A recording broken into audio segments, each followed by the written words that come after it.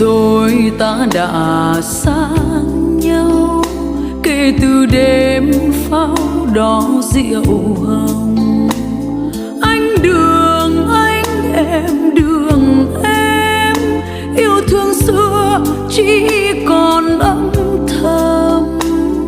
Anh đành quên cả sao anh, kỷ niệm xưa xanh như